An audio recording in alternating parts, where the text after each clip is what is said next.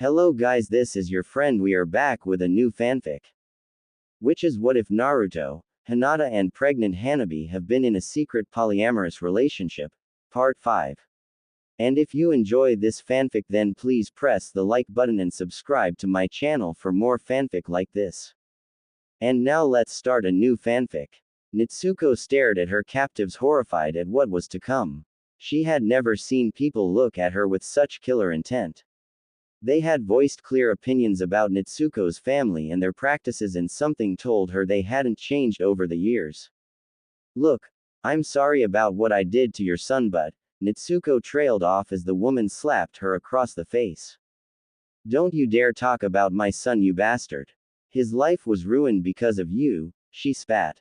What are you talking about? I was told he would make a full recovery, stated Natsuko. Guess you didn't hear, spat the man.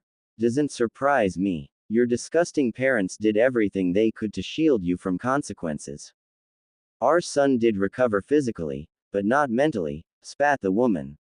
After you ruthlessly beat him to within an inch of his life, he was never the same. When we took him home, he refused to leave the house. He kept ranting that he was going to get hurt if he left the safety of our home. It took months of convincing, but we finally got him to go outside. It became the last time he ever did, sighed the man. In a moment of extremely bad luck, he spotted you and your whore of a mother walking on the other side of the street, added the woman. This ignited all his memories of the event, and he completely broke down. He's been in a mental hospital ever since. And it's all your fault. Natsuko went wide-eyed at this. She really had no idea her encounter with their son had caused this. Mr. and Mrs. Natsuko realized she didn't know something important about these two. Do you not know our names? Asked the man. I never thought to ask, answered Natsuko. I've been trying to forget that day myself. Typical, spat the woman. For your information, my name is Mariko. And mine is Rukin. Our son's name is Idasa. Did you at least know that? Asked Mariko. Natsuko shook her head. Seriously, you beat our boy to within an inch of his life, and you didn't even bother learning his name? Asked Mariko. Like I said, I've been trying to forget that day, answered Natsuko. She then took a firm stance. Listen, I'm sorry about what happened to your son, but it wasn't my fault. Mariko slapped her again. Don't you dare sit there and say it wasn't your fault, she growled. If it wasn't for you, Idasa might be a chunin by now. Idasa attacked me first. Mum, Dad and Auntie told me that while I went a bit far, there's no shame in defending myself, argued Natsuko. Didn't they also teach you that violence isn't always the answer? Demanded Rukin. They did, Natsuko admitted. Then what made you think attacking Idasa was a good idea? Demanded Mariko. He barely laid a hand on you. From what I saw, you never gave him a chance to defend himself. He may not have hurt me physically, but he said horrible things about me and my mother, countered Natsuko. I tried to walk away, but he wouldn't let me. And that warranted nearly killing him? Asked Rukin. No, but I asked him numerous times to stop insulting my mother. He refused to listen, and I lost my temper, argued Natsuko. If anyone's to blame, it's him.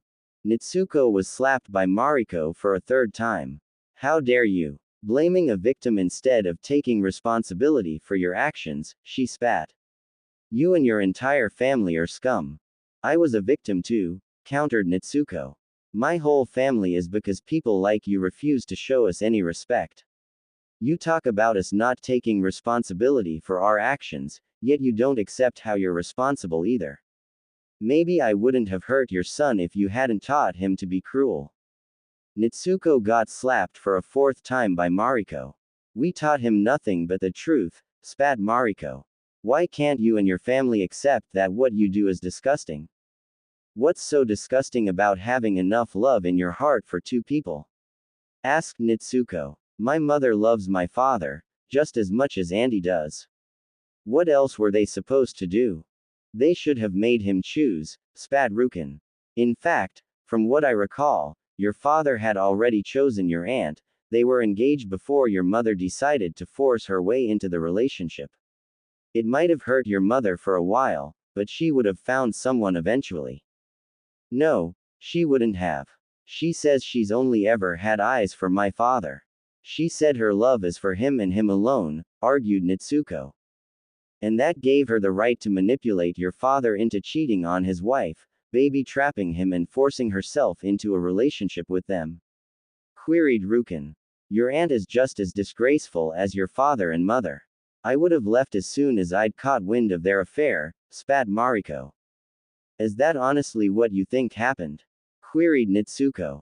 Why wouldn't we? Asked Rukin. Rumor has it your aunt was obsessed with your father long before they got together. So much so, that we doubt she'd willingly share him with anyone, especially her own sister. But after your father became hero of the war, I guess he felt entitled to having another wife, so when your mother seduced him, he didn't fight it, spat Mariko. Guess your aunt is so blindly in love with him, that she'd rather stay married to a cheater than have a happy marriage. Where did you hear all this nonsense? Asked Nitsuko confused. Word travels quickly around the village, answered Rukin. And you can't call it nonsense if it's true. It is nonsense. All three of my parents were together before my brother was born and he's a year older than me. According to Dad and Auntie, my mum joined their relationship shortly before they got married, stated Nitsuko. Is that what they told you? Queried Mariko. Yes, they told me my mother was feeling guilty about her feelings towards my father, because he was already engaged to my auntie. She went to talk to them about this, and to both my mother and father's surprise my auntie invited her to join without hesitation. In her own words, she felt that sharing the man they loved would help them grow closer as sisters. And she was right, they share a bond just as great as my brother and I, and we're best friends, declared Nitsuko.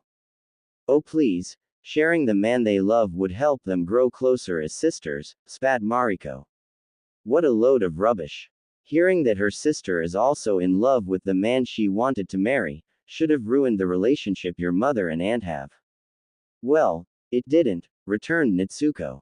Then that just confirms one thing about your family. Your parents are freaks. All three of them, declared Mariko. Harems are only formed by tyrants, which is what your father would be if the village was foolish enough to make him Hokage.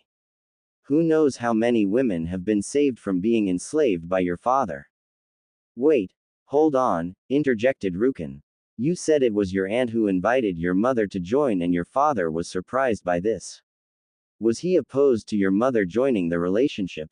I've never gotten a clear answer to that, admitted Nitsuko. According to my mum and auntie, he felt he didn't have any say in the matter and was very confused by what was happening, but he came around very quickly. According to him, it was better to not look a gift horse in the mouth. If you ask me, it sounds like he was seduced into agreeing to this sick arrangement, stated Rukin. Who cares how it happened, interjected Mariko. All that matters is that they're freaks and by extension so are their kids. I'm now starting to wish we'd taken the son as well. He might not be a disgusting bastard like this one, but his mother is just as disgusting as the rest of them. It would hurt them a lot more if we killed them both. Wait, what? Asked Nitsuko suddenly horrified. What? Did you think we'd only brought you here to give you a stern talking to? Asked Rukin. This is payback. Your family hurt ours, so now we're going to hurt yours, declared Mariko, taking a kunai from her pocket. We're going to make you pay for what you did to our son. Only difference is, we're going to make your mother suffer even more than we have. We still get to see our son, but your mother is never going to see you again. Mariko stepped forward and placed the kunai's blade on Nitsuko's cheek. Thankfully, your mother is facing the consequences for her actions. I don't know if you've kept up with the trail, but everyone knows the verdict will be guilty, declared Rukin. Not even Lord Sixth can protect her now. My mother isn't guilty, she was infected by the ghost, protested Nitsuko. Mariko pressed the blade harder on Nitsuko's face. You freaks really don't understand that actions have consequences. No one believes that nonsense about your mother being possessed. It's all just a lie your brother came up with to protect her. Thankfully, the village knows the truth and they're going to ensure your mother never sees the light of day again. She's going to be separated from your father and his actual wife, bringing an end to his disgusting little harem. All that's left is to right another wrong that should have never happened. You. Nitsuko closed her eyes in fear. And we're not going to make it painless, Rukin threatened.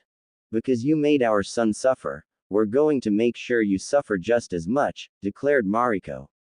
The moment you start begging for death, is the moment we'll consider ending your suffering.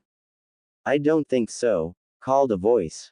Out of nowhere, Rukin found himself impaled through the heart with a metal pole. He fell to the ground lifeless. Mariko turned around in horror. Wait, you said we could.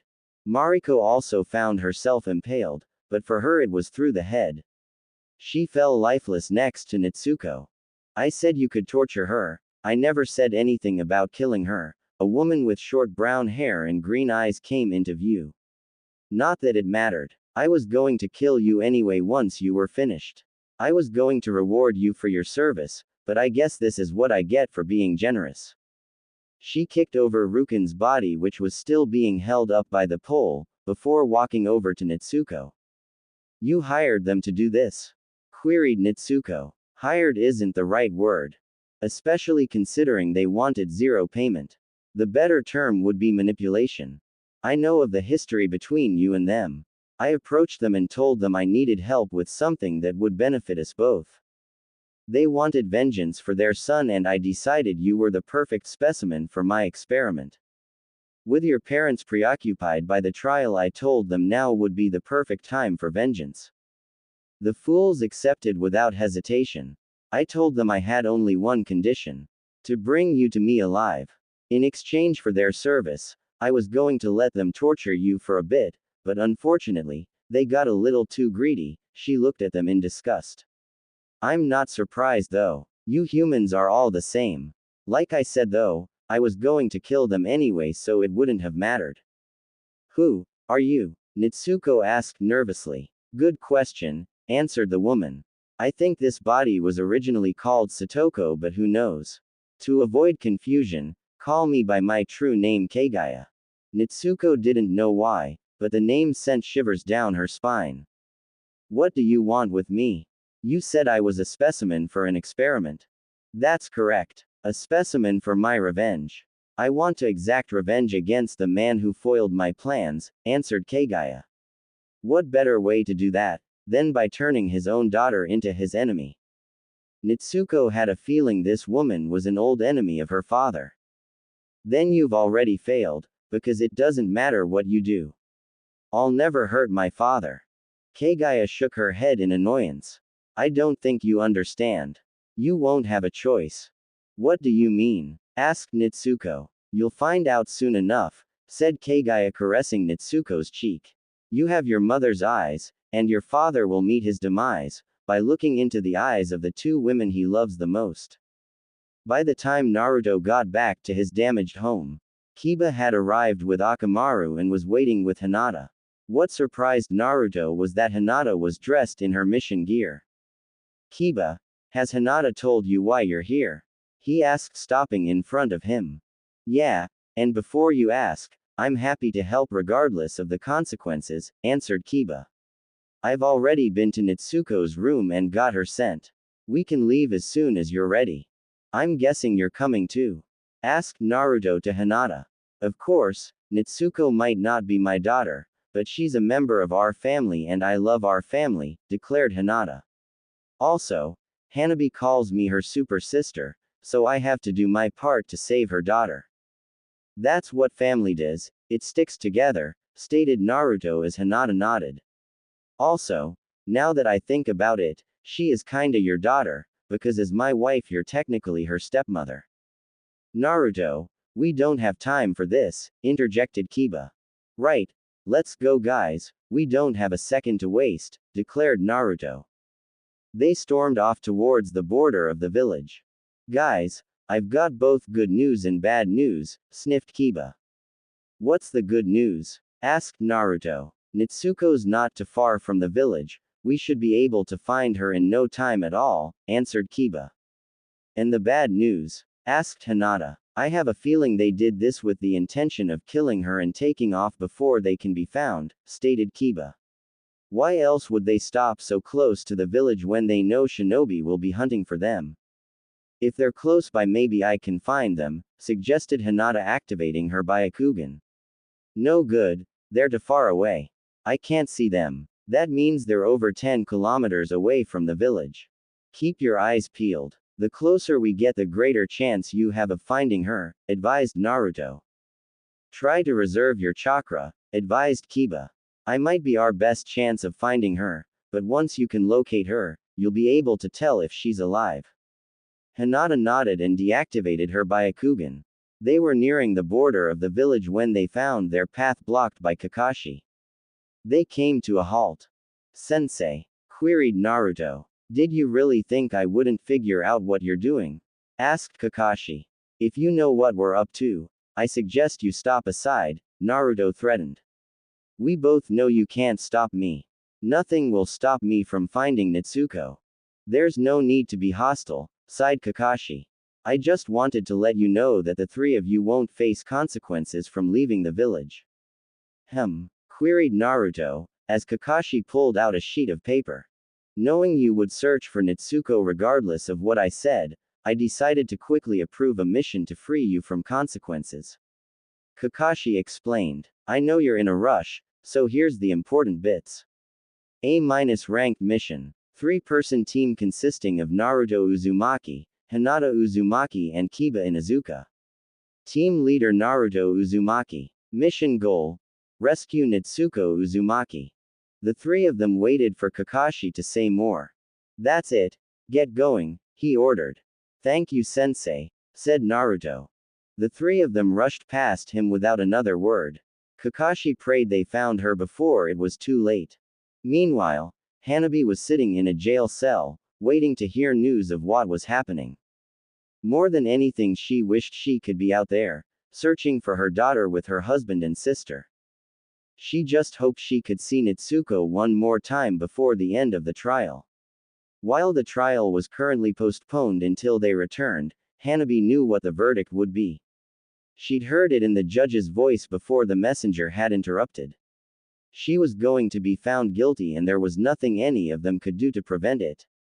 Hanabi just hoped Natsuko could visit her in prison. She knew Naruto and Hinata would let her, the real question was if the village would.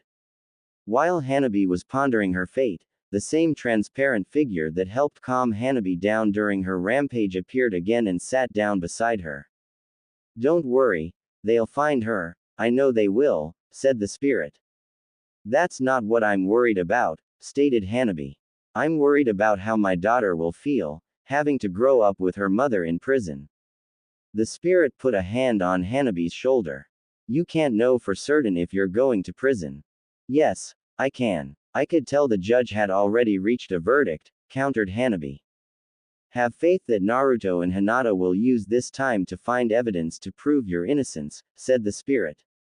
What time? Asked Hanabi. The trail is only being postponed until they find Natsuko.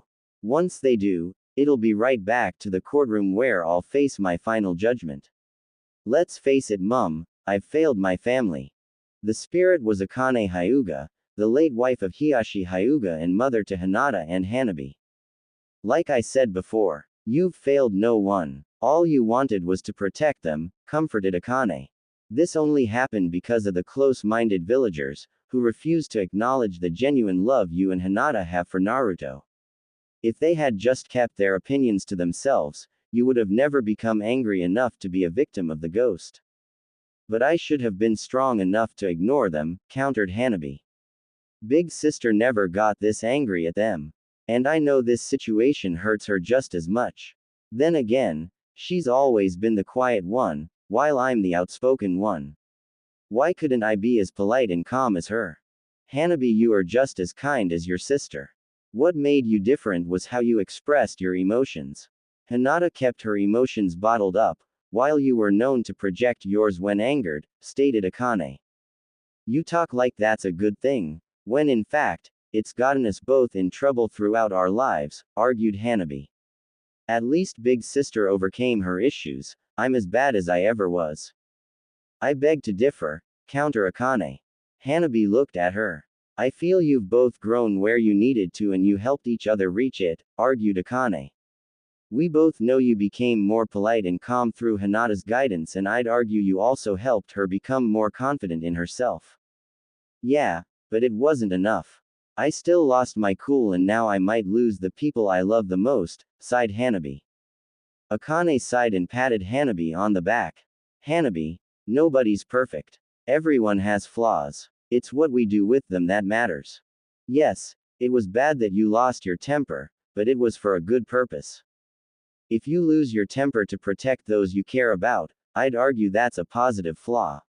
Unlike the villagers who can't accept the family you've built. They are so blinded by their ignorance that they can't seem to grasp the potential consequences of one of you losing your temper for the way they treat you. That is how they are flawed. Imagine if Naruto had been the one who lost his temper instead of you. I bet the villagers would be cowering in fear instead of demanding banishment. Hanabi laughed at this. I guess it is lucky I was the one to snap. She then got sad again. Still, I just can't understand why they don't accept us. Without Naruto none of us would even be here. Why does it matter if he has 2 wives? He's not hurting anyone. He's just trying to live his life the best he can. People tend to reject what they can't understand, Akane advised. Throughout life, we're told we might meet that special someone we can build both a life and a family with. Emphasis on the one. You can love more than one person in your life. Has no one ever heard of widows or widowers getting married? Perhaps, but traditionally, the law of marriage is a union between 2 people, and the union is between only them until death. So, while some can love again, most believe it can only happen when one of the partners has passed away. Explained Akane. They can't comprehend a union between 3 people, so they reject it. Hanabi faced her. You mentioned about finding the special someone to have a life with. For both Big Sister and I, Naruto is that special someone. I know he is honey, and I think the village does recognize that you both love him. What they don't understand is how he can love you both and how you and Hinata are willing to share him. They feel he should have only chosen one of you. To them, it is unacceptable and disgraceful. And that is why they reject it, stated Akane. It's also why they don't treat me and Nitsuko like real members of the family, pouted Hanabi. That's right. Because Hinata is legally married to Naruto, that is the only union they recognize as legitimate. They find your union with Naruto disgraceful and illegitimate and so they reject it. That is why they also reject your daughter. They see her as the product of a relationship that should have never happened. To them she is what they call a bastard, and historically, bastards were treated less favorably than the children they recognized as legitimate. In many families the illegitimate children would have no right to inheritance and would often become servants of the house. Explained Akane. In many cases, they were also exiled or killed so the parents could maintain social status. Nitsuko is not a bastard, Hanabi proclaimed. I don't care what anyone says. I am Naruto's wife, and we all recognize who is a legitimate child. I know you do, honey, comforted Akane. It's truly unfortunate, the villagers can't see the genuine love you all share. But why? Surely, we're not the only polygamous family in history, argued Hanabi. You're not. Problem is most relationships like yours involved wealthy people with concubines, which meant the relationship wasn't an equal partnership, stated Akane. It was more one of master and slave. And the ones that weren't, went mostly unrecognized by the society they lived in. Is that why they think Naruto has let his achievements go to his head and this is him flaunting his power? Grumbled Hanabi. I'm afraid so, answered Akane. Geez, if they just got to know us, they'd know we're all equals in our relationship, grumbled Hanabi. Like I said, they reject what they can't understand, repeated Akane. Then why do our close friends accept us? Asked Hanabi. Because they know Naruto, you and Hinata. They know that none of you were forced into this. They can see that this was something you chose, and they can see the love you have for each other, answered Akane. That's why even your father was able to come around eventually. I just wish I could have been there to help you. I would have done everything I could. Hanabi smirked. I wonder how quickly it would have taken you to accept us. Hanabi, I accepted this the moment I found out. I couldn't care less if my daughters love and live with the same man. As long as you're both happy, that's all that matters. Yeah, right, you're only saying that because you're a figment of my imagination. You accept what I want you to, chucked Hanabi. This time it was Akane who smirked. Who says I'm a figment of your imagination? Well, the only other explanation is that you're a ghost, argued Hanabi. Who says I'm not? Countered Akane. Orochimaru's experiments have proven it's possible to revive spirits, even if it's only temporarily. Yeah, but you're not one of Orochimaru's creepy techniques. And if you were able to visit the world of the living, you would have visited Big Sister during her troubled times. Especially when she and father had a mountain of issues. Again, how do you know I didn't? Smirked Akane. I'll have you know I visited Hinata regularly when she was young. Whenever she felt sad and she needed encouragement, I appeared before her and did everything I could to cheer her up. Yeah, right. If that really happened, I think Big Sister would have told me, argued Hanabi. Not if she also thought I was just a figment of her imagination, countered Akane. What would you have said if she came up to you and said, Mother's spirit visited me last night?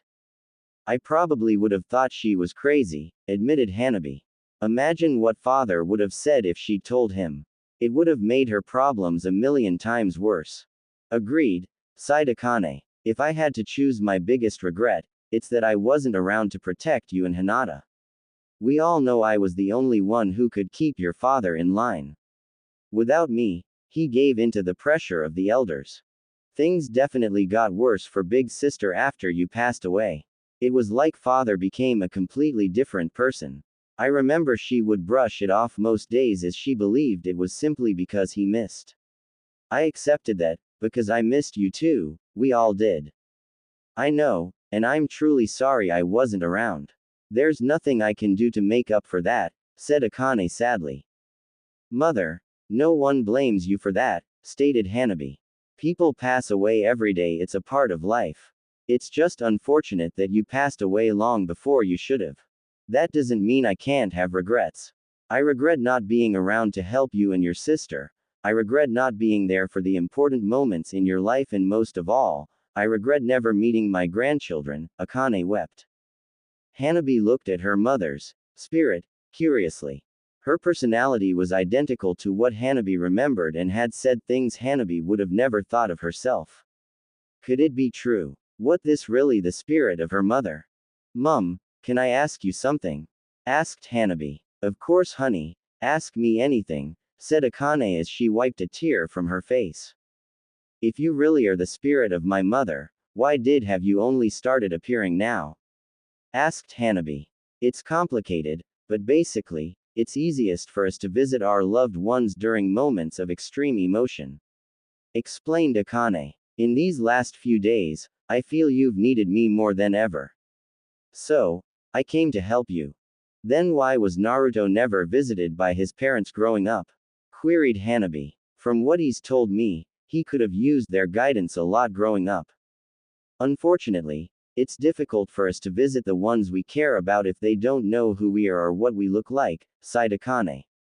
Because Naruto didn't know Minato and Kushina were his parents, they were unable to visit him like I can visit you and Hinata. He only got to meet them because they left a piece of themselves inside the seal of the Nine Tails. If he asked for their guidance now, I have no doubt they would appear. Hanabi decided to take this as far as she could. Did you know Naruto's parents? Asked Hanabi. Yes, they were my friends, answered Akane. In fact, Kushina was one of my closest friends. I missed her a lot when she passed away. What were they like? Asked Hanabi. This surprised Akane. Wouldn't you rather talk about Natsuko and her situation? It's as you said, I need to have faith that Naruto and Big Sister will find her, answered Hanabi. But I feel it might be good to talk about something else so I can take my mind of it. Akane smiled. Alright, I'll tell you everything. Outside the village, Naruto, Hinata and Kiba were closing in on Nitsuko's location. We're getting close, stated Kiba. Hinata, try and search for them now. They should be right ahead of us. Hinata nodded, made a hand signal and activated her Byakugan. Almost immediately, she found what she was looking for. Found her. How is she? Asked Naruto. She's alive, answered Hinata with relief. And the two that took her? Asked Naruto. With her Byakugan still active, Hinata scanned the rest of the building. There's three. Huh? Queried Naruto. Not including Nitsuko, there are three other people at her location, answered Hinata. But there's something about this that doesn't make sense. What? Asked Naruto. Nitsuko's captors are dead. All of them, Hinata declared. What? But how? Asked Kiba. Do you think Nitsuko took them out? I don't know, and I don't care. All I care about right now is that she's alive, stated Naruto. That being said, maybe she can tell us what happened. Let's pick up the pace, guys, the sooner we get there the better. Hinata and Kiba nodded, and they powered on as quickly as they could. They soon reached the abandoned building that held Nitsuko. Naruto kicked down the door without checking if it was locked. What they saw inside was grim. Nitsuko's abductors, Mariko and Rukin, had been impaled by long black poles and were lying lifeless on the ground in a pool of their own blood. Next to them, Nitsuko lay face down on the floor unconscious with another body in front of her. Do you recognize this person? Asked Kiba, turning over the unknown body, which was revealed to be a woman with short brown hair. No, I've never seen her before, answered Naruto. Neither have I, added Hinata. Let's just hope Natsuko can tell us what happened, said Naruto, going over to his daughter. Are you sure she's alive? Hinata reactivated her Byakugan. Yes, she's alive, and weirdly unharmed. This didn't make any sense. Why did they bring Natsuko here? Why was everyone else dead? And why had they done nothing to hurt her? None of this made sense. Guys, what the hell is going on? Asked Kiba. Your guess is as good as mine, answered Naruto, placing a hand on Natsuko's back and rubbing it. Natsuko, honey, are you okay? Natsuko groaned as she began to stir. She lifted her head and blinked a few times. Dad, Auntie, Uncle Kiba, she queried. We're here, Natsuko, you're safe, comforted Naruto. Tears built up in Natsuko's eyes, who then lunged into her father's arms and cried into his shoulder. Natsuko cried into Naruto's shoulder for a good 5 minutes before she spoke. I was so scared. I know, honey. I'm so sorry this happened. I should have been there for you, said Naruto, full of guilt. It's okay, you were just trying to help Mum, right? Asked Natsuko, releasing Naruto from her hold and wiping her eyes on her sleeve. Yes, but if she were here right now, she'd also express how I should have stayed with the kids, sighed Naruto. I should have at least left a clone at home to protect you and let me know you were in danger. That would have prevented all of this. Naruto crossed his arms and sighed again. Why do I never think of precautions before disaster strikes, and how did both your mother and aunt fall in love with such an idiot? Natsuko hugged her father again. It's because you're a lovable idiot. Took the words right out of my mouth, said Hinata. Natsuko let go of her father again. Auntie, you're here too. What happened to brother? Is he okay? He's fine, honey. He's in the hospital and we've been told his injuries are only minor, interjected Naruto. What about Miss Kurenai and the others? Asked Natsuko. Everyone's fine, honey, don't worry about them. Just focus on yourself for now, advised Naruto, ruffling her hair. And Mum? Asked Natsuko, ignoring the advice. After we got word of your abduction, they agreed to postpone the trail till we found you, answered Naruto. She's still in holding, but she hasn't been sentenced yet. Thank goodness, cried Natsuko. Naruto helped Natsuko to her feet, while Hinata gave her a quick medical checkup. As predicted, she barely had a scratch on her. There was nearly no evidence of physical injury. Natsuko, What happened here? Asked Naruto gently. Nitsuko told them everything. How she had awoken tied to a chair and found herself a prisoner of Mariko and Rukin. She then explained how they had scolded her for what she'd done to their son and how they had planned to torture her for retribution. Those bastards, growled Naruto. He knew he shouldn't speak ill of the dead, but he had a lot of trouble feeling sympathy for them. They didn't get a chance to do everything, added Nitsuko. As soon as they said they were going to torture me until I begged for death, the other lady turned up and killed them. But why? Asked Hinata. Apparently, she was the one who hired them to abduct me, answered Nitsuko. Her only condition was that they bring me to her alive. She decided to get rid of them after they broke the deal. None of this made sense. Everything Nitsuko told them only generated more questions. The grown-ups turned and stared at the unknown body. What purpose did she have for abducting Nitsuko? Usually if a Hyuga child was abducted their eyes would be stolen for the Byakugan, but Nitsuko's eyes were completely intact. Nitsuko, who was this woman? Asked Naruto. I don't know, the most she told me about her was her name, answered Nitsuko. Kagaya. The adults froze. What did this mean? Kakuya was gone, defeated during the last war. Surely there wasn't a way for her to come back. And if she had, why was this woman claiming to be Kagaya now dead? I tell you later, honey, answered Naruto. Did she at least tell you why she brought you here? She said she wanted to use me for an experiment. An experiment of revenge against the man who foiled her plans. She also said the best way to get revenge was to turn the man's daughter into his enemy. Nitsuko explained. Was she an old enemy of yours? Naruto looked back at the corpse.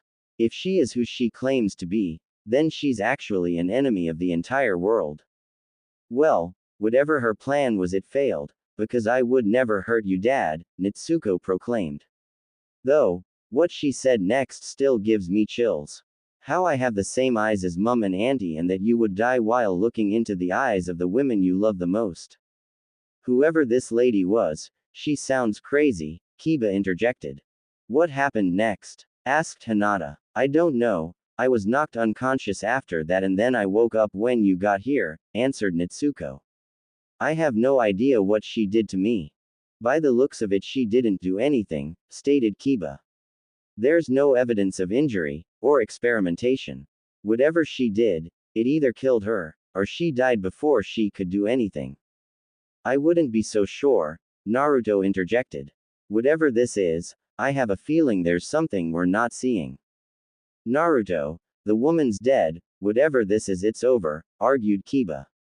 Naruto ignored him and faced Nitsuko. Nitsuko, did you feel any different when we found you?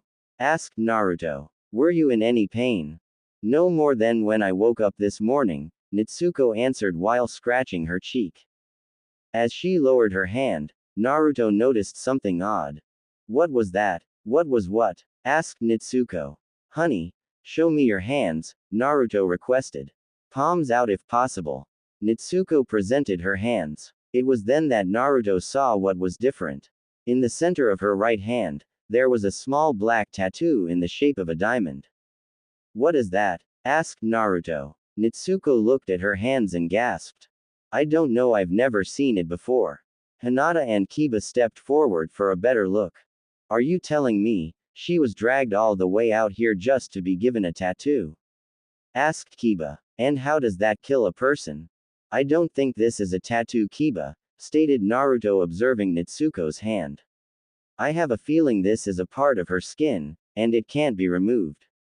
Then what is it? Queried Kiba. I'm not sure, but I have a bad feeling about what it means, answered Naruto before turning to face his wife.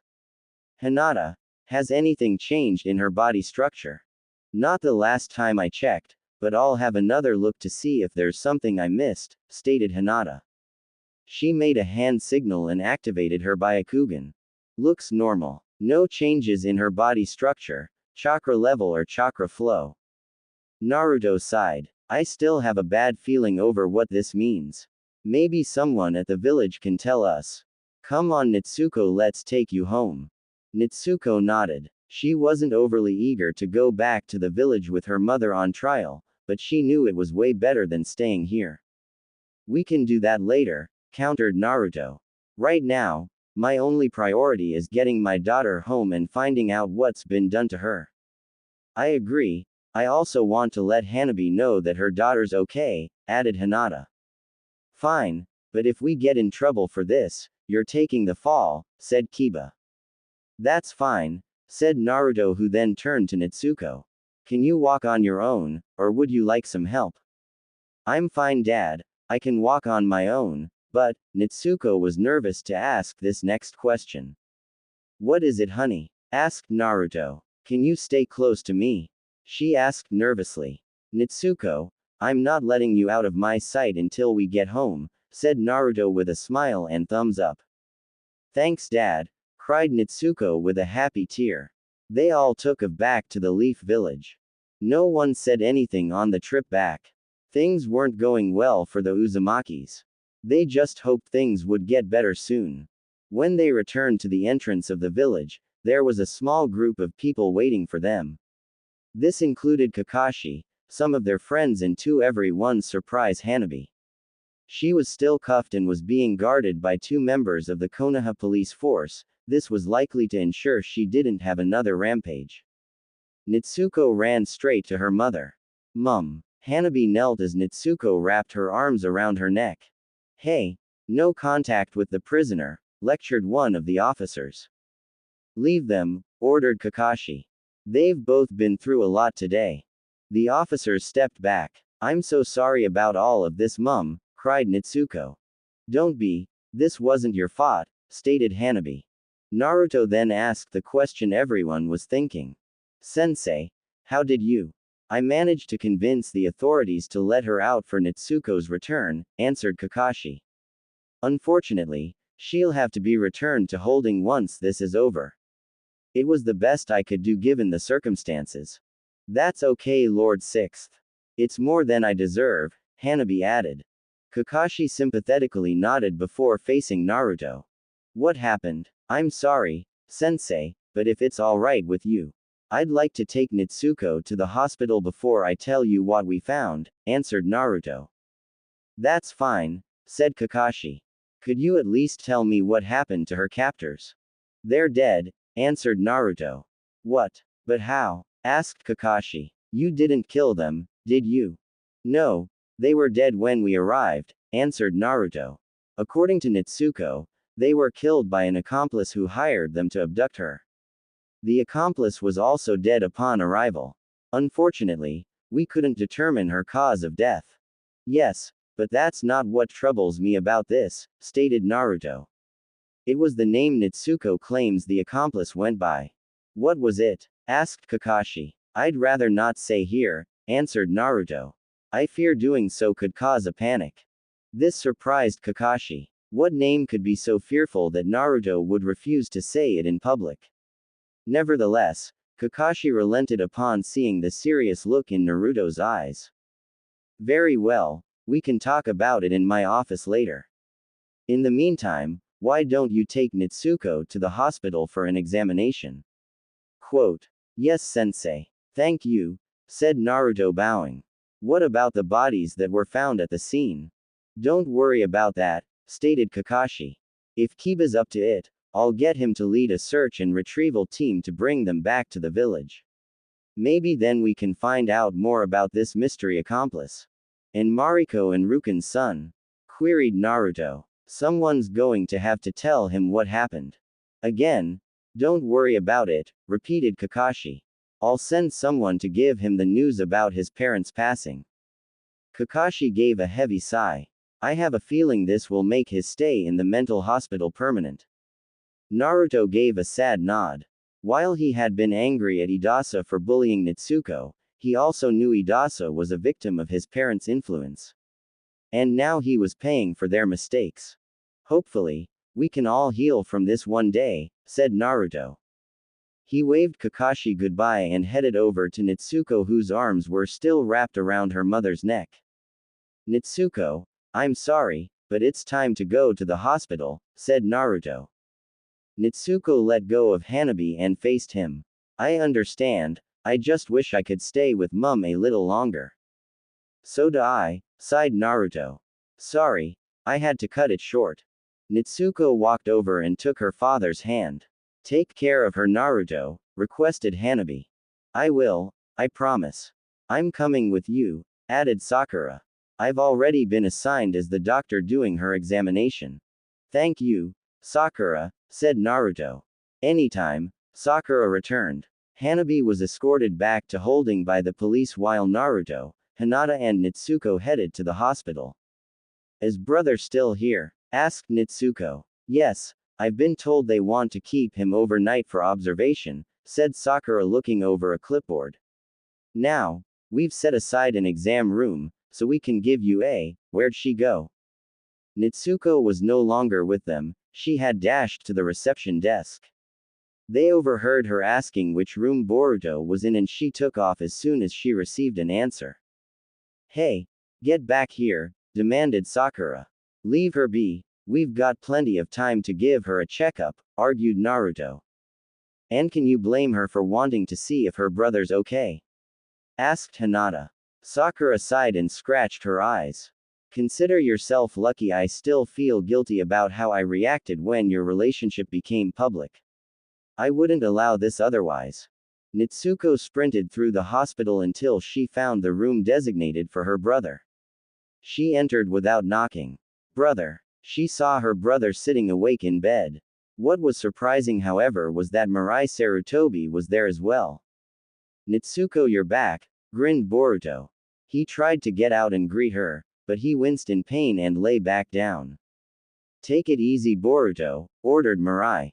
I know your injuries are only minor, but you're still hurt and you need to rest. Yeah, I know, groaned Boruto. Nitsuko approached the bed. Brother, are you okay? I've been better, smirked Boruto. Mirai, I don't mean to be rude, but why are you here? Asked Nitsuko. I just figured Boruto could use some company, she answered. He was worried about you and with his parents out looking for you, I thought it might be good for someone to stay and support him. Hearing how much her family had worried for her made her tear up again. She ran forward and wrapped her arms around Boruto. Nitsuko, be careful, I'm hurt, winced Boruto. I know, I'm just so happy you're alright, she cried. Mirai smiled at them before getting up. I'll leave you two alone. She got up and approached the door. Get some rest, Boruto, it'll make you feel better. Will do, said Boruto, giving a thumbs up while Nitsuko still crushed him in her arms. Mirai smiled again before shutting the door behind her. She'd always admired Boruto's strength and restraint against the villagers who hated him and his family. Mirai knew he hated them in return, which only made his restraint more admirable, even if it was something his parents had taught him. If the village had treated her and her mother like the village had treated Boruto's family, she would have likely done something very bad in retaliation.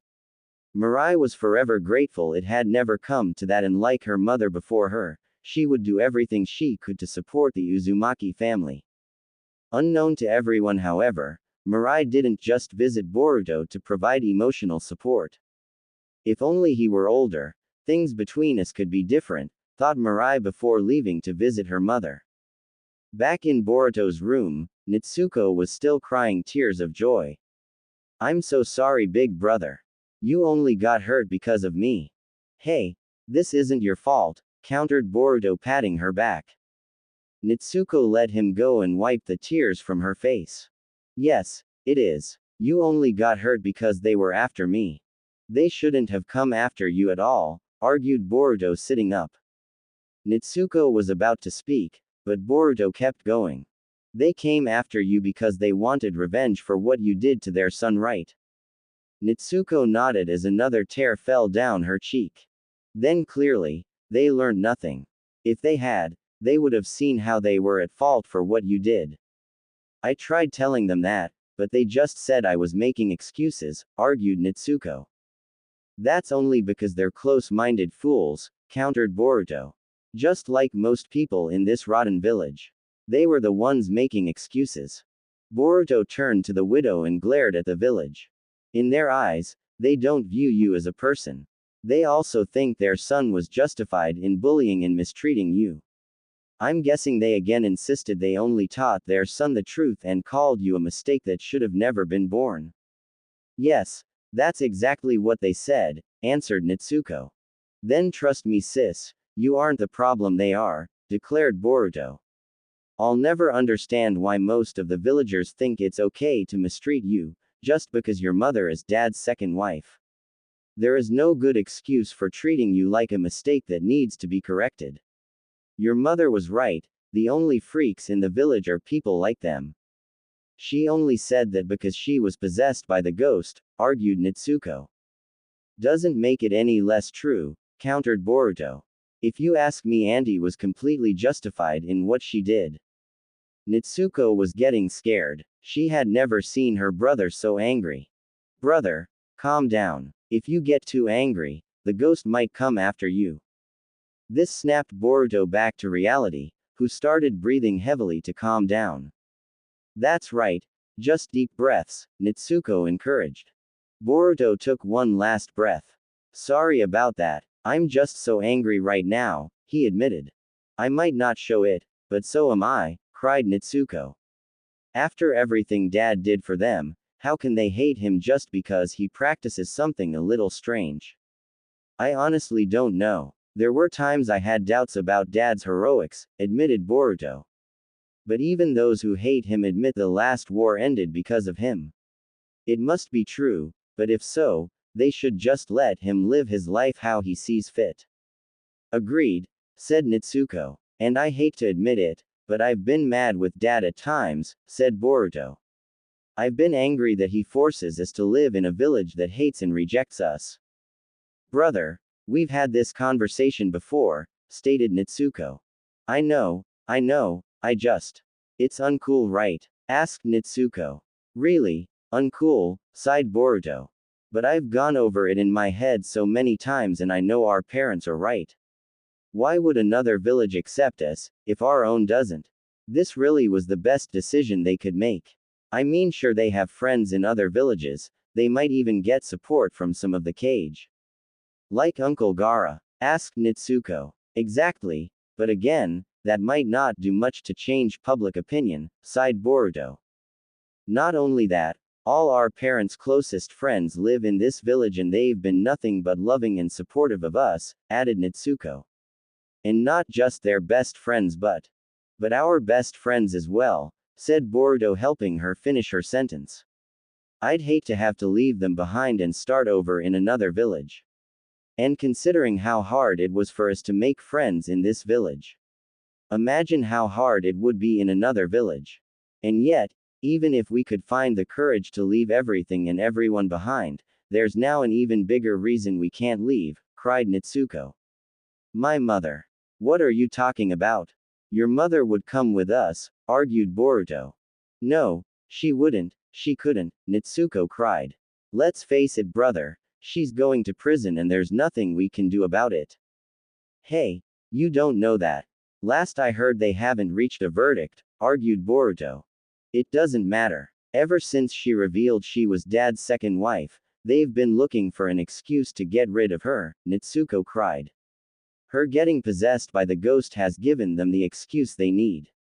Even if we could prove this wasn't her fault, they would still demand she be looked away for the rest of her life, and I have a feeling the courts would agree. So, we can't leave the village, brother. I refuse to leave her behind. Boruto knew there was nothing he could say to cheer her up.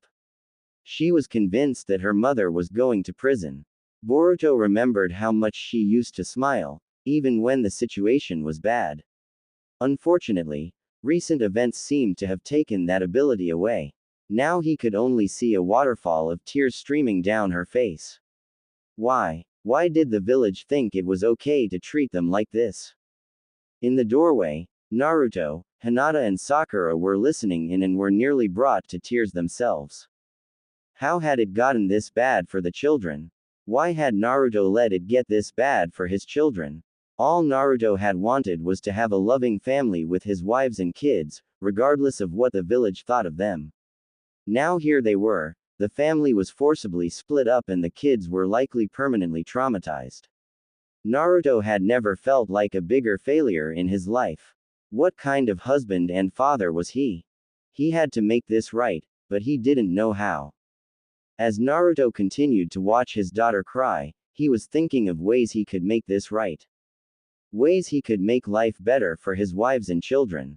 Unfortunately, he came up with nothing, and with Hanabi's situation getting worse with every passing day, he feared there wasn't anything he could do to make the situation better for his family. They were all in pain because of this, but his daughter's was by far the worst. She didn't deserve to grow up with her mother unfairly imprisoned. Then there was Boruto. Like Naruto, he had done his best to put on a brave face for this, but now he had been hospitalized all because of the hatred the village held for them. Naruto was starting to believe Boruto's hatred for the villagers was justified. He was starting to hate them as well. Naruto knew there was only one thing he could do in this situation. Be the father his children deserved.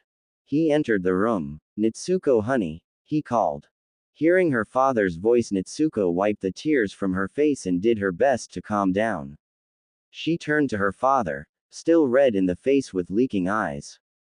"Yes, Dad, I know you're worried about Boruto, but you need to go have a checkup to make sure you're alright," advised Naruto.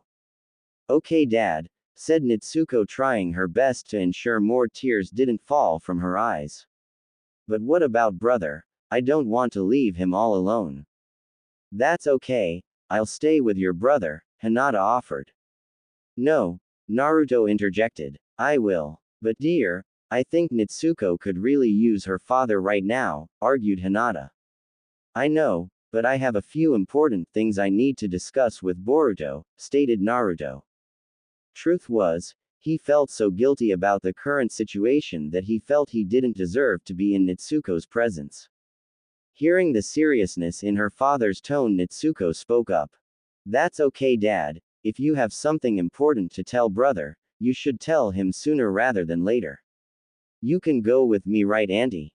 Hinata had a feeling that it was really important to Naruto to talk to Boruto right now. She also saw a great look of guilt in his eyes whenever he looked at Nitsuko. She decided that maybe it was best that she be the one to take Nitsuko to her checkup. "Of course, sweetie, I'll help you with whatever you need," said Hinata before facing Naruto. "Just promise you'll come to see us right after you're done." "I promise," said Naruto. Nitsuko took Hinata's hand and left with Sakura to go have a checkup. Naruto pulled up a seat next to Boruto. "Well, Dad, you kept your promise and brought Nitsuko home," grinned Boruto. Naruto ignored his praise and said, "I'm so sorry." "Huh?" asked Boruto. "I'm sorry, Boruto, for everything," said Naruto. "I've failed you, Nitsuko, and your mothers. I'm a terrible husband and father." Boruto had not expected the conversation to go this direction. "I tried my best to make it work.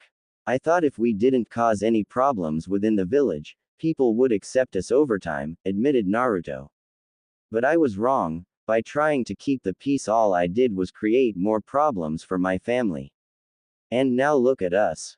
"Dad, this isn't your fault," argued Boruto. "It's the village and the ghosts. It doesn't matter. I could have done more. I know I could have," stated Naruto. Naruto then started shedding tears, something Boruto had never seen before. "I should have fought harder whenever people were cruel to you and Nitsuko, but I didn't because I didn't want people to think I was a monster, like they did when I was a kid. I didn't want them to think I was a dictator who would hurt anyone that disagreed with me. But I am a monster. Not to the village, but to the people I'm supposed to love the most." The more his father spoke, the more shocked Boruto became. While it was true he had sometimes resented his father for forcing them to stay in the Leaf Village, he had never outright hated him. His hatred was directed at the village, because he knew they were the real problem. On the outside things were tough, but when all five of them were home together, they were a normal, loving family. And now here his father was taking the blame for everything. Boruto understood why his father felt responsible, but felt Naruto was being too hard on himself. "You just wanted to live a peaceful life, right?" asked Boruto. "With all of us inside the village." "Yes, But our lives have been anything but peaceful, admitted Naruto. And it's my fault, I'm the reason we stayed this long. It was, but that's only because your mother and aunt didn't want me to give up my dream of being Hokage because of them, stated Naruto. They too believed the village would come around if we gave them time. Naruto then let out a small chuckle. Your aunt especially still wants me to be Hokage, because it's the only way she can legally become my wife as well. I guess we all stayed around for selfish reasons. Yeah, so the blame falls on all three of you, chuckled Boruto, trying to make light of the situation. Naruto's head sank further down. I've told you why I want to be Hokage, right? Only 1,000 times, Dad, answered Boruto. It's because you knew doing so would get you the respect and acknowledgement you were always lacking as a child. Naruto managed another small chuckle. That's how it started, and after I gained people who I loved and wanted to protect, I only wanted the position more. I wanted to become a shinobi strong enough to protect them. And I did it. I became a strong shinobi, completed various tough missions, saved the entire village from destruction, and eventually, I saved the whole world. I had become what I'd always wanted. A shinobi everyone loved, admired and respected, and above all else, I was one who was strong enough to protect those close to me. At that point everyone thought me becoming Hokage was a sure thing. Before long, I had something even greater, a woman I wanted to spend the rest of my life with. Mum? Asked Boruto. That's right, I had it all, but then I got even more. Even after everything I'd gained, I never would have expected another woman would develop feelings for me as great as your mother's. I was even more surprised when both your auntie and your mum wanted all three of us to be in a relationship. I thought you said they didn't give you any say in the matter, queried Boruto. They didn't, but what can I say? It didn't take long for me to love your aunt just as much as your mother. I also wanted all three of us to be together, Naruto clarified. I knew the village might take issue with our relationship, which is why we kept it secret at first. As far as the village knew, your mother and I were the only ones in a relationship. But then Auntie got pregnant, right? Asked Boruto. That's right. We knew things were going to be complicated, especially considering your mother was the one I was married to. We spent a long time discussing what we should do, sighed Naruto. We thought about keeping your aunt hidden until the baby came, then telling everyone Natsuko was your mother's child.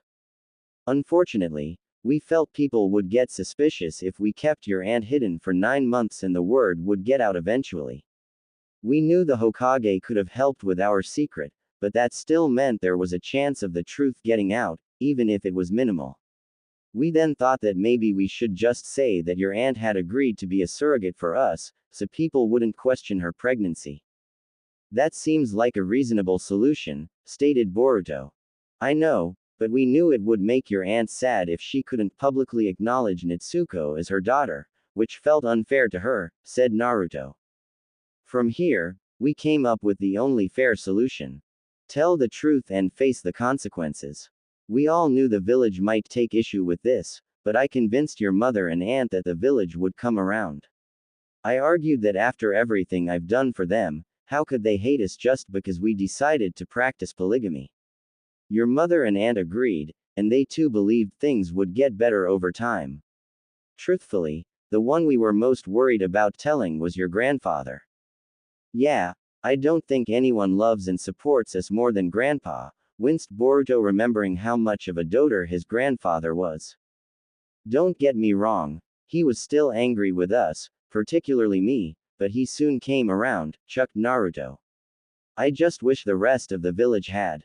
Why do you think it's such a hard thing for them to accept? Asked Boruto. For the same reason I've always told you, answered Naruto.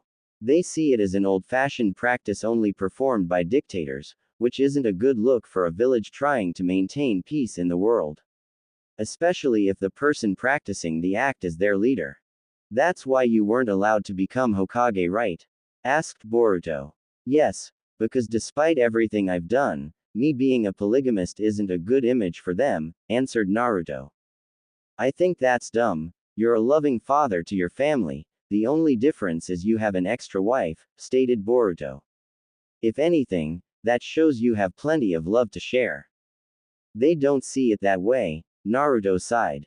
In their eyes, by having two wives I view your mother and aunt more as slaves than partners. But you don't, right? Asked Boruto. Of course not. They are my wives and I've never thought of them as anything else, Naruto answered. Unfortunately, I can't force them to see things from my perspective, and because of this, we may never have their acceptance, and I might never be able to achieve my dream of being Hokage. Seems like a stupid reason to deny someone their dream, spat Boruto. Honestly, I don't think it is my dream anymore, Naruto stated. Boruto stared at him with the widest eyes possible. You're kidding, right? He chuckled. Classic dad, using humor to make light of a bad situation. Not your dream anymore. Yeah, right. You've always referred to it as your biggest dream. Great dad. I'm not joking, sighed Naruto. Why, you're not, stammered Boruto. I wanted to become Hokage, because it was the greatest representation of respect and acknowledgement within the village. That is what I always wanted as a child, which is why I fought so hard to gain respect and acceptance and become a shinobi strong enough to protect and lead the Leaf Village. Explained Naruto. But things are different now. How so? Asked Boruto. Back then I wanted acceptance because I had nothing. I had nothing to lose and everything to gain, answered Naruto. Now, there's so much I could lose. It was one thing to want to be Hokage to gain acceptance and respect for myself, but what's the point if the village doesn't accept the people I care about the most? Furthermore, why should I defend a village that treat my children and the women I love like trash? You said you'd continue to protect the village to show you were better than them, argued Boruto. Better for who? For them, queried Naruto. What about being better for my family? That's who I should be protecting, not the people who hate us. I'm always putting the village's well-being over that of my family. How could I have been so stupid and selfish? That's not true, Dad, argued Boruto. You've always stood up for us when the village mistreated us. I know, but I should have done more. I should have let people know there would be consequences for those who continued to hurt my family, countered Naruto. But I didn't, because I'm still so afraid of rejection, afraid the world will see me as a monster, and now I've subjected you all to a life you don't deserve. I'm nothing but a coward. Naruto was not expecting what came next. Boruto punched him in the face. He also winced in pain upon doing so. Boruto, careful you're hurt, advised Naruto, ignoring the pain on his face. Don't ever say that again, ordered Boruto. You're not a coward. Could you have done more? Sure, but you didn't because you thought that's what was best for all of us. And I know both Mum and Auntie did as well. They would tell me the same thing you did, that we needed to show we were better than them. And we did. Despite the hate they showed us, we chose to not solve our problems with violence, well, mostly considering the incidents with Natsuko, but that's besides the point. And any issue we have caused occurred only because the village chose to reject and hate us. You, Mum, Auntie and Natsuko proved yourself to be better people, by not hating them in return. But you hate them, right? Asked Naruto. Don't lie, I've seen the way you look at the villagers. You're right, I do hate the village for how they treat us, and I'll admit that makes me least cool in our family, admitted Boruto. I still think I'm cooler than them though, because I don't hurt others just because I don't like them. That I agree with, said Naruto, ruffling his son's hair. Still, I'm starting to see the village like you do. A city full of rotten and cruel people. This surprised Boruto. Despite everything, Naruto had always tried his best to be positive about the Leaf Village and what it represents. The same was true for Hinata and Hanabi. You don't really believe that, do you, Dad? Honestly, I don't know what to believe anymore, admitted Naruto. I believed that if I worked hard like I did when I was a child, the village would accept us again. I also believed that despite the way I was treated as a child, the villagers were good people at heart, but now I'm not so sure anymore. They rejected me because of the fox, my actions helped me gain their acceptance, and now, they reject me again, just because I made one decision they didn't like. And now, your aunt is paying the price for their cruelty. We tried to explain how it wasn't her fault, but they refused to listen. They don't care if she's guilty or innocent. They just want her to be punished, because they feel she deserves it. They want us all punished as they view our practices as foul. I wish there was a way we could prove the ghost was real, sighed Boruto. So do I, son, said Naruto. You'll figure something out, right?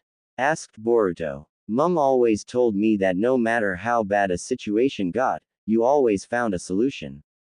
Normally that would be true, unfortunately, I can't fight this like I normally would, admitted Naruto. If I wanted to, I could break your aunt out, fight off anyone who stood in my way and leave the village with all of you.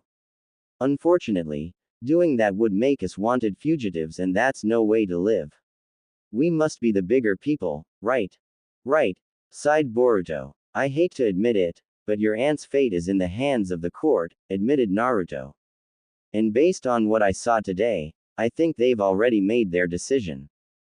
Boruto didn't even need to ask. He knew what decision had been made. Listen, you should get some rest, advised Naruto. Sakura told me you should be fine to leave tomorrow. When the trail continues, you're coming with your mother and I to support your aunt. I am, asked Boruto. We kept you and Nitsuko away from the trail because we all knew the village would refuse to believe the evidence of your aunt's innocence. We didn't want you guys, particularly Nitsuko, seeing Hanabi being trashed on, accused and prosecuted for something that wasn't her fault.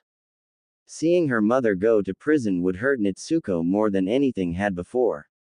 We knew she'd have to face it eventually, but we felt keeping her away for as long as we could to lessen the pain. Even your aunt agreed with this, stated Naruto. Like many of our decisions, it hasn't worked as expected. Our home was attacked and Nitsuko was taken because I wasn't around to protect her. And we were fools to think keeping Nitsuko away would lessen the pain. If anything, not being around to support her mother during her time of need has only caused her more pain. It did, trust me, sighed Boruto. I take full responsibility for that, and I will do whatever I can to make it up to her, declared Naruto. Until then, your mother and I have decided that whatever judgment your aunt faces, we should face it as a family, all of us. Might want to check with Auntie first if it's okay to bring Nitsuko to the trail, advised Boruto. Don't worry, I will, promised Naruto. But after today, she'll want assurance that Nitsuko's safe. And the safest she can be is with me. I have a feeling she'll also agree that it's best for us to face the village's judgment as a family. Because that's what we are and there's nothing the village can say to change that. When do you think the trial will continue? Asked Boruto. I don't know, answered Naruto. The judge only postponed it until we found Nitsuko. Now that she's back, I wouldn't be surprised if they decide to continue it tomorrow. The entire village wants this trial to be over, and the judge had clearly made his decision today, he just didn't have a chance to make it official. At this point it's just a formality, sighed Boruto. Well, if there's any silver lining, at least it'll be over quickly. Naruto nodded and stood up.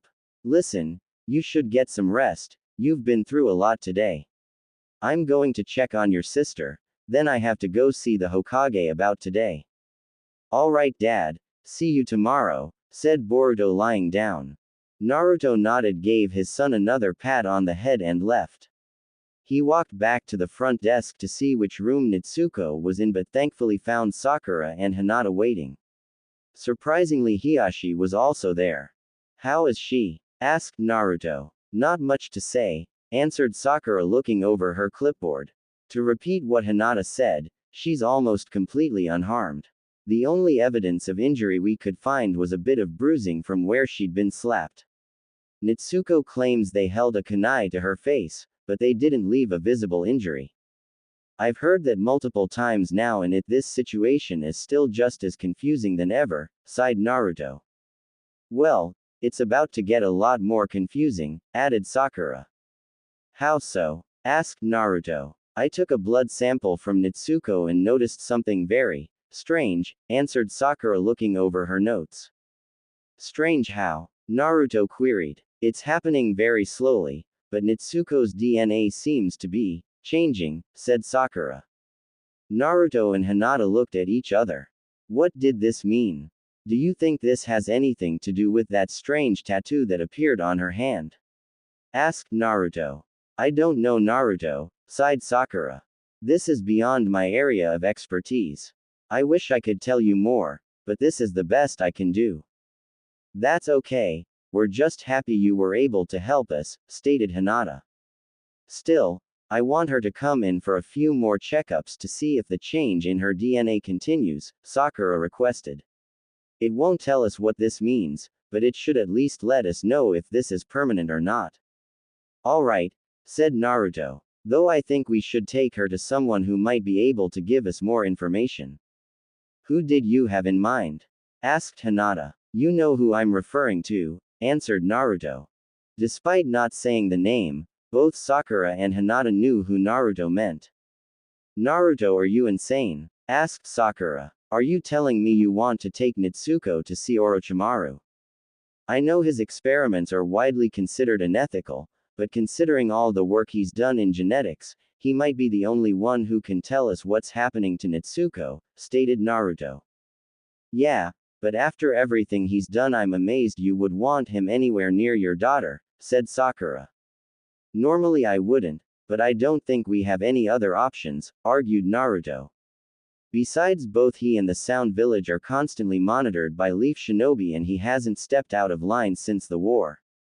I guess, but still, that's a big risk to take, especially for your daughter. He'll probably want to keep Nitsuko in the Sound Village permanently, if he finds her blood work fascinating enough, countered Sakura. I think it's a risk worth taking, said Naruto. He's no fool. Unlike the rest of the village, he knows better than to make me angry. Sakura turned to Hinata. Please tell me you're not okay with this. This isn't up to me. While I love Nitsuko, she isn't my daughter. This is for Naruto and Hanabi to decide, stated Hinata. If they both feel this is the best course of action, I'll support them. Which is why I'm going to talk to Hanabi about this the moment the trail is over, added Naruto. If she agrees, I'll take Nitsuko to see Orochimaru as soon as possible. If you say so, Sakura sighed. But you'll never see me taking metal to see him. I also feel this is the best course of action, interjected Hiashi. If we want to find out what's happened to Nitsuko, taking her to see Orochimaru might be the best solution. Just promise me you'll keep her safe. I will, Lord Hiashi, I promise, stated Naruto. Also, I don't mean to be rude, but what are you doing here? What do you think I'm doing here? Asked Hiashi sternly. I came to see if my grandkids were okay. Oh right, said Naruto scratching his head. I've told Boruto to get some rest, so maybe it's best we don't bother him. Naruto then turned to Sakura. Would it be okay if we visited Nitsuko? Unfortunately, no, answered Sakura. I went to check on her after I'd gotten the results of her tests back and she'd already fallen asleep. Can't say I'm surprised, she's had a stressful day. Probably for the best anyway. What she needs right now is rest and we wanted to keep her overnight for observation. Alight, we'll come by first thing in the morning, Naruto decided. Thanks again, Sakura. No worries, Naruto, it's my pleasure, said Sakura before walking away. Listen, I have to go see Lord Sixth to tell him more about what we found, said Naruto to Hinata. Alright, I'll see you at home, Hinata stated. Hold on, Hiashi interjected. I think you may have forgotten that your home is a little destroyed. Oh yeah, Naruto remembered. With all that's happened today, I guess we forgot, Hinata stated. Understandable, Hiashi nodded. Why don't you both come stay with me tonight? Are you sure, father? Asked Hinata. Of course. I'll say it as many times as I must. Despite the negative view the Hyuga elders have towards your relationship, all of you will always be welcome in my home, as you are my family, Hiashi clarified. Hinata looked at Naruto and he nodded in agreement. Alright, thank you, father, she turned to Naruto. I'll see you later tonight. Naruto shook his head and declared, sorry, but I'm not coming home tonight. After I'm finished with Lord Sixth, I'll be coming back to keep an eye on Boruto and Nitsuko. Naruto, that's not necessary, Hinata insisted. The hospital has plenty of security and Sakura already promised she'd keep a close eye on them. I understand, but I'd feel better if I was here for them tonight, stated Naruto. That way, I can make sure no more harm comes to them. Hinata was about to argue further, when Hiashi put a hand on her shoulder.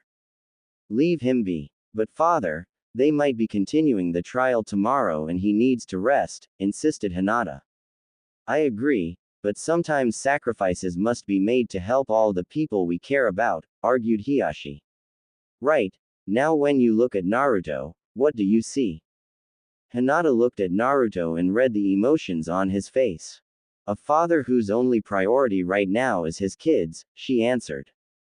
Precisely, stated Hiashi. While helping Hanabi is important, right now, Naruto feels his main priority is his children. If Hanabi were here, I'm sure she'd be grateful for Naruto wanting to stay and protect her daughter. Just as I'm sure you're grateful that he wants to stay behind to protect your son. Please, let him do what he feels he must as their father. Despite Hiashi initially being against their relationship, Hinata knew every word he spoke was the truth. And Hiashi was definitely right about one thing. Hinata was truly grateful that Naruto wanted to stay behind to ensure their son was safe. All right, father, Hinata conceded before facing Naruto. Would you like me to stay until you get back? No, that's okay, stated Naruto. As you said, this hospital has plenty of security and I won't be gone for long. Go home with your father, at least one of us should be rested enough to properly support Hanabi.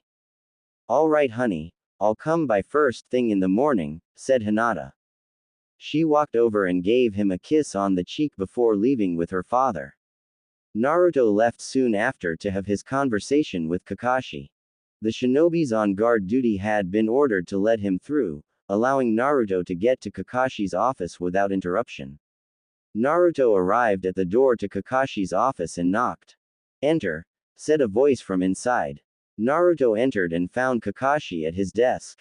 Thank you for coming, said Kakashi. How are your kids? They're fine, both have minor injuries and are likely going to be discharged tomorrow, answered Naruto. That being said, I've decided to stay at the hospital tonight to keep an eye on them, so I'd prefer we keep this short. Of course, said Kakashi. I was going to keep this short anyway, because I'm afraid I have some bad news. What? Asked Naruto. As I'm sure you could see, the judge had already reached a verdict in the trial. He just wasn't able to make it official, before the incident at your home occurred. Now that Nitsuko's returned, they want to continue the trial first thing tomorrow, so it can be finished, Kakashi answered. I had a feeling this would happen, Naruto sighed. I just hope Boruto and Nitsuko are discharged before the trial begins. I want all of us there to support Hanabi as a family. That shouldn't be a problem, and if it is, I'll do everything I can to postpone the trial, said Kakashi. Now, if it's alright with you, I'd like to get down to business. What did you discover on your mission that you felt couldn't be discussed in public? Naruto told Kakashi everything. How all the culprits were dead upon arrival, the mysterious mark that had appeared on Nitsuko's hand, and most importantly of all, the name of the unknown third member. Unsurprisingly, Kakashi was shocked by what he heard. He was even more shocked by what Nitsuko had been told by her captor and what Sakura had described about Nitsuko's blood work. Unfortunately, even Kakashi didn't have an answer for what this might mean, but both he and Naruto had a feeling the answer would be revealed to them in near future. They also had a feeling this would lead to trouble in the future. The next day, the final court hearing that would determine Hanabi's fate was about to begin. The entire Uzumaki family was present. Both Nitsuko and Boruto had been discharged from the hospital, but Sakura reinforced that she wanted to see Nitsuko again in a few days so she could continue to monitor her blood work. Nitsuko was nervous about what was to come and was gripping her father's arm very tightly. Naruto was looking drowsy due to staying up all night, but was still determined to support Hanabi, regardless of the outcome. Boruto and Hinata felt the same. Before long, a handcuffed Hanabi came into the room escorted by 2 Konoha police officers. She was surprised to see Naruto had brought their daughter, but she didn't say anything. She was glad he had. Hopefully she'd get to speak to her daughter one last time before going to prison. The officers sat her down in the defendant's seat. It was at this point the judge decided to get things going so he could put an end to this. The judge banged his gavel. We will now hear the final case of Hanabi Uzumaki versus the village hidden in the leaves, called the judge. Prosecution, you have the floor. The prosecutor stood. Your Honor, we both know nothing needs to be said. It was clear you had made your decision about this yesterday, but you were interrupted before you could make the decision official. Everyone knows this hearing is just a formality, so I have no further questions. You may be right, but I'm still going to offer the defense a chance to speak if they have anything else they wish to add, the judge stated. Hanabi Uzumaki, is there anything you'd like to say? Hanabi shook her head. No, Your Honor, I've presented all I have. If that isn't enough to convince you of my innocence, then I'm prepared to face the consequences. Very well, the judge sighed. The judge still felt this ruling was wrong, but the law was the law and there was nothing he could do. Hanabi Uzumaki, I hereby declare you. The judge trailed off as the doors to the room burst open and a voice yelled, wait. Oh, now what? Growled the prosecutor through gritted teeth. The entire courtroom turned to see a preteen girl standing at the entrance. Class rep, said Boruto, recognizing her as Sumair from the academy. She looked different, however. Her long purple hair had been let down from its usual braided double ponytail and she wasn't dressed in her usual attire. She looked more like she was ready to go on a shinobi mission. You know her? Hinata asked. Yeah, she's our class representative at the academy. Sumair KK, answered Boruto. Before another word could be uttered, Sumair dashed to the head of the front of the room. This needs to stop, she's innocent, pleaded Sumair. Little girl, while I'm sure the Uzumaki family appreciates your support, this is a serious matter and we have no time for needless interruptions, spat the prosecutor. Overruled, said the judge, who was curious by what Sumair had to say. Why do you believe Hanabi Uzumaki to be innocent? Because the ghost Boruto speaks of is real and I can prove it, Sumair answered. Oh really? And how are you going to prove this mysterious invisible ghost that only Boruto Uzumaki can see is real? Spat the prosecutor. Because I'm the one controlling it, answered Sumair. I'm the one responsible for the incidents. The whole room went silent.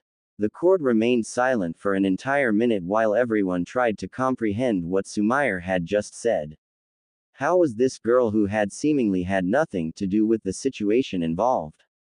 Had Boruto been telling the truth about the ghost, and what did Sumair mean by her being the one controlling it? Young lady, could you please explain what you mean? Asked the judge. I'm known as Sumair KK, but that's just a name I was given to infiltrate the village, Sumair continued. My father was Tanuki Shigaraki, a devout member of Danzo Shimura's foundation and one of his most dedicated followers. This caused murmuring among the crowd. They had all thought Danzo's foundation was extinct. A likely story, spat the prosecutor. I'm sure if we dig into this girl we'll find a connection between her and the defendant's family, and this'll all end up being another lie they've come up with to try and convince us Hanabi Uzumaki is innocent. Hold on, interjected Kakashi, standing up. Your Honor, I'm familiar with the man she speaks of. Is that so? The judge asked curiously. What can you tell us about him? For one, I can confirm that he was indeed a member of Danzo's foundation, and it's also true that he was among his most devoted followers, answered Kakashi. Is this girl his daughter? That I can't answer, but if what she says is true, it's definitely worth investigating, as it might allow us to shed some light on what's been causing these incidents. With your permission, Your Honor, I'd like to request a continuance so we can investigate this further. Objection, shouted the prosecutor. Overruled, countered the judge. Lord Sixth, do you really think this is worth pursuing? Yes, because I feel pursuing the truth is the most important factor in deciding judgment, argued Kakashi. Agreed, sighed the judge. While I, like many here, wish for this trial to end, I can't reach a conclusion until I look at all the facts. Continuance granted. The judge banged his gavel. The Uzumakis breathed a sigh of relief knowing that in addition to Hanabi's trail being continued, they may soon have concrete evidence that proved her innocence. The trial was delayed another week while Kakashi and a few others looked into Sumire's claims about her being the ghost's controller and her connection to Tanuki Shigaraki. The more they found, the more they knew her claims were true. They managed to find what he had been working on, and they immediately saw how it would have caused the violent incidents across the village. They also discovered that Tanuki had a wife, making Sumire's claims of being their child more plausible. This was only confirmed further when Sumire provided her original birth certificate showing her birth name of Sumire Shigaraki and having Tanuki and his wife listed as her parents. Before the final trial was to begin, Kakashi shared his findings with Naruto. With this new evidence, both were certain Hanabi would be found innocent. The court will now call forth the sixth Hokage of the Leaf Village, Kakashi Hatake, called the judge. Kakashi stood, approached and sat next to the judge. What can you tell us about Miss Sumire Keikei? The judge asked. We confirmed she's telling the truth, including with regards to her parents, answered Kakashi. Her father Tanuki Shigaraki was a researcher in Danzo's foundation. And what was he researching? The judge queried. His research related to the forbidden technology of the Hashirama cell, answered Kakashi. Hearing the name of Konoha's first Hokage caused further murmuring in the crowd. After it died down, Kakashi continued. From what we were able to find, the purpose of his research was in the field of military weaponry, however it wasn't for murder, but for collecting an opponent's chakra. From here I've concluded, Tanuki has used his daughter to bring an heirloom of the foundation into the village. The Gozu Tanu. This is a project Tanuki continued even after Danzo's. I see, the judge mused. And where is this Tanuki Shigaraki? That I can't answer, stated Kakashi. For that you will have to ask Sumire. What I can tell you is that Lady Tsunade and I did our best to hide the identities of those associated with the foundation, to help them live without scrutiny. I know both the names and locations of every former member. Well, all except Tanuki Shigaraki and his family. They have long since disappeared.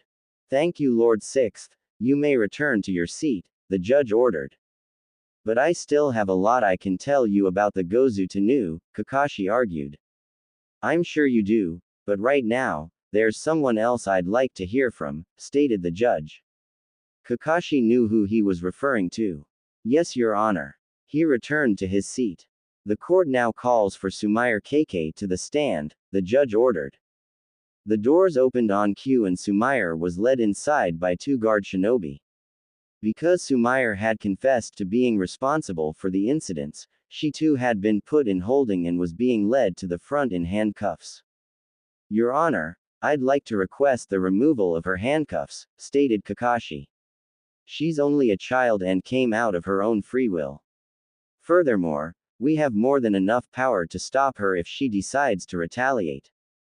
Very well. Remove the cuffs, the judge ordered. One of the guards used a key to unlock and remove Sumire's handcuffs, who then took her seat on the stand. Young lady, can you please state your name for the court, the judge requested. I'd like to say my name is Sumire Keikei, but truthfully she doesn't exist, she answered. It was just a name that was given to me when the time came to infiltrate the village. For my entire life I lived in hiding. Even when I entered the village I mostly kept to myself. I came here for only one purpose. To destroy the leaf.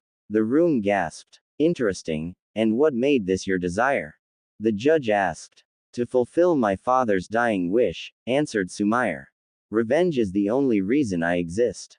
My father tirelessly served the Leaf Village during the last war. When the war ended, he was treated like a dangerous criminal and banished from the Leaf Village due to his association with the Foundation. The more she spoke, the more sympathy the judge felt. Sumair continued. Fueled by his hatred of the Leaf Village, my father raised me as a tool to wreak vengeance on the village. It hasn't been an easy life. The only moments of tranquility I had was when my mother would brush my hair in the evenings.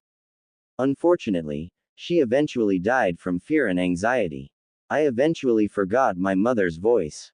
After that, I had no one but my father, a man who believed the Leaf understood nothing and supported a cowardly existence. He rejected their very existence. He wanted me to avenge the Foundation in his place. What does this have to do with the incidents around the village? Asked the judge. Before he died, my father perfected the Gozu Tenu, answered Sumair. He then entrusted it to me, to do what he couldn't. Destroy the Leaf? Asked the judge. Yes, and as I'm sure Lord Sixth has already figured out, the Gozu Tenu is embedded within my own body. Sumair stood and turned around. Wearing the same outfit from before that didn't have a back, Sumair pulled her hair to the side, revealing a large red mark on her back. It seemed to be only partially complete, however, as it had a few pointed bits on one side, but not the other. This is the Gozu Tenu, my father's legacy. All those who had been researching the project recognized the mark instantly. And what does it do? What is its purpose? The judge asked. As Lord Sixth said, its initial purpose isn't to murder. The rampages were just distractions I created to absorb the victim's chakra. Its final purpose is to bring forth a creature known as Nu. As Sumair spoke these words, the mark on her back glowed and a small creature, with a white head, brown body with a matching tail and yellow legs with black stripes emerged. Many shinobi in the room were ready to charge, but Kakashi ordered them to stand down. Sumair turned and picked the creature up. This is Nu, the creature my father hoped would fulfill his dream of destroying the Leaf Village. I don't to be rude, but that creature doesn't seem to be much of a threat, the judge observed. That's because he's not complete, stated Sumair. She turned back around and moved her hair. See these points, they represent the chakra I've collected. Only once they are complete can Nu be fully formed. At full power, Nu could have extracted chakra from the entire village, and after he'd absorbed enough, he would explode, and my father's dream would become a reality. My original plan was to have Nu go on a rampage across the village. Eventually, he would destroy everyone in the vicinity. Admittedly, I didn't want it to come to that, because I consider Nu more like a child I raised as opposed to the ultimate weapon of revenge. However, I decided I could go along with the mission provided I died along with him. The caused panic discussion in the room. The judge, however, remained calm and continued his questioning. Why did you agree to do this? Because to me, this was war, Sumair answered, turning around and sitting. Implanting the Gozu Tenu on my body was my father's final act. Doing so led to his death. I entered a contract with Nu and became a beacon of his revolution. At that moment, most of the room didn't see a criminal. Just a child wanting to fulfill her father's dying wish. Your Honor, I have a question I would like to ask, Kakashi requested. Proceed, the judge granted. Why did you only target those who were experiencing strong negative emotion? Sumair's face went gloomy. Because I've been harboring my own troubles for as long as I could remember. It was easiest for me to infect and drain someone with a similar mindset. It was the quickest way for me to gather enough chakra to awaken Nu in his complete form. Hearing this, the Uzumakis understood why it had been so easy for her to infect Hanabi and send her on a rampage. Hanabi had been angry at the village for so long it had made her a prime target. Are you able to show us an example of this power? Asked Kakashi. I could, but unfortunately none of you will be able to see it. Sumair made a few hand signs. Boruto was able to see the odd purple shadow he saw at each incident. All except Boruto, who for reasons I can't explain can see it. Much of the crowd turned to Boruto but went silent when they saw something strange. What's wrong with his eye? asked the judge. I'm not sure, but I'm looking into it, answered Kakashi. Whatever it is, it allows Boruto to see the energy of the Gozu Tenu's chakra. The kid's half Hyuga, right? The judge queried. Maybe it's his Byakugan. No, stated Hinata, making Boruto look at her. It might be a Kekkei Genkai, but it's definitely not the Byakugan. Furthermore, it has different abilities to the Byakugan. Hinata turned to Sumair. Are you still using your ability? Sumair nodded. Hinata activated her Byakugan to show the room how the abilities differed in appearance and to also see if she could see what Boruto saw. No, I can't see the Gozu Tenu, she confirmed. How strange, the judge mused. Lord Sixth, are you sure you don't know what ability Boruto has? Unfortunately, no, answered Kakashi. After his aunt was arrested, I took Boruto to see a few specialists in eye-related Kekkei Genkai. Unfortunately, they all said his eyes seem no different to the average leaf villager. I intend to find the answer, but for now, it at least explains why Boruto can see the Gozu Tenu's chakra, while everyone else can't. Indeed, the judge agreed. Well, keep looking, I guess. Hopefully you'll find the answer eventually. Is there anything else we need to discuss for this trial? I have one more question for Miss Sumair, Your Honor, Kakashi requested. Granted. Why did you come forward and confess? With the entire village focused on this trail and healing from Hanabi Uzumaki's rampage, you were given the best opportunity to gather the remaining chakra you needed. What compelled you to tell the truth? Sumair looked over at the Uzumaki family with an expression of extreme guilt. Because I realized that I was hurting a family not too dissimilar from my own, she answered. Explain, asked the judge. Sumair gestured to Naruto. Like my father, this man served this village with complete loyalty. Without him we wouldn't have won the last war. What makes him different to my father is that instead of being exiled, his efforts were rewarded. That is, until they weren't. No one said anything, but the whole room knew what she meant. Unlike my father, Naruto Uzumaki was never a part of the Danzo Foundation and was able to live a few happy years in the peaceful world he helped create, but like my father, that peace came to an end because he practiced something the village opposed. Let's be honest, Naruto Uzumaki's contributions to peace in the last war far exceed my father's and Naruto's crimes, if you can call them that, aren't nearly as bad. My father was part of a foundation that performed immoral experiments on many Leaf citizens. All Naruto did was have enough love in his heart for two women. Two women, I might add, who continually state that they weren't forced into this. They chose it and it's something they all wanted. And yet, you reject them because you view polygamy as disgraceful and foul, even though none of you would be here without Naruto. The audience were again silent as they knew the words she spoke were true. Sumair continued. Both my family and the Uzumaki are treated like criminals by a village who should view them as heroes. Thankfully you couldn't force Naruto out like you did my father, because he could take you all on single-handedly. Which leads me to why I've come forward to confess my crimes. I returned to this village to enact the revenge my father desired, but in the process, I hurt a family this village hates nearly as much as my own. Not only that, but my actions have also reignited the village's desire to have them banished from the village like mine was. How can I call myself a beacon in a revolution, if I'm willing to help this village hurt a family the same way mine was? Despite the pain she had caused them, the Uzumakis were truly touched by Sumair's words. They were also grateful they had helped her see the error of her ways. Sumair wasn't finished. After realizing this, I finally remembered my mother's voice. This isn't the life she wanted for me and that this life should end with my generation. Until her death, she prayed for my happiness and hoped my life would be different. I feel it can be. I've loved my time at the academy. I've loved studying, training, making friends, and I've never had so much fun in my life. This is not just the life my mother wants for me, but I know it's the life I want as well. So, I've come forth today, not just to help the Uzumakis, but to also fulfill my mother's dying wish and have a better life than my parents did. That is all, Your Honor. I hope it is enough to clear Hanabi Uzumaki of any wrongdoing. The room was still speechless. Sumire had shown true kindness, bravery, and hope for her generation's future. Kakashi decided to break the silence.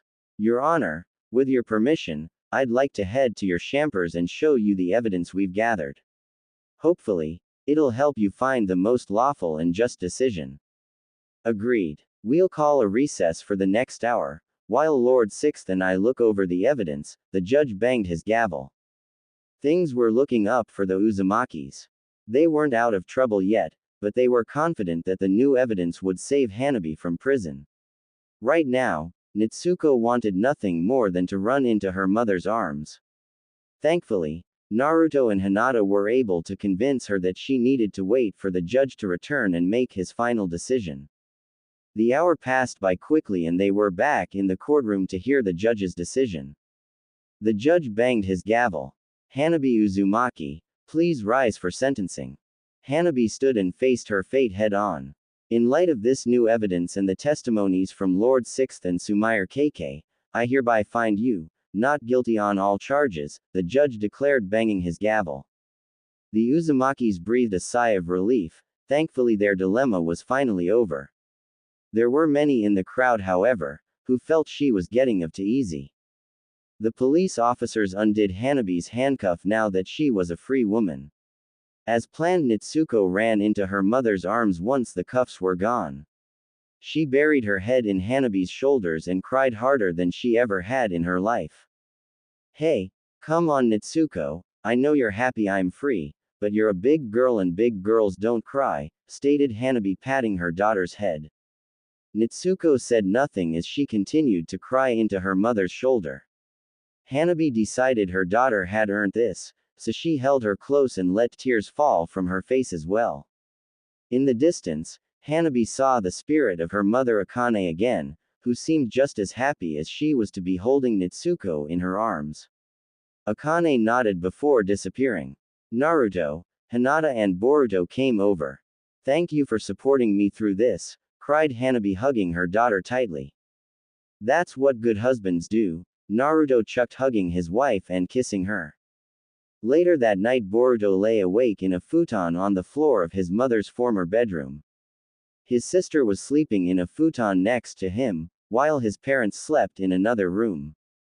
He wondered what would happen now that his family was free and the terror of the ghost was over.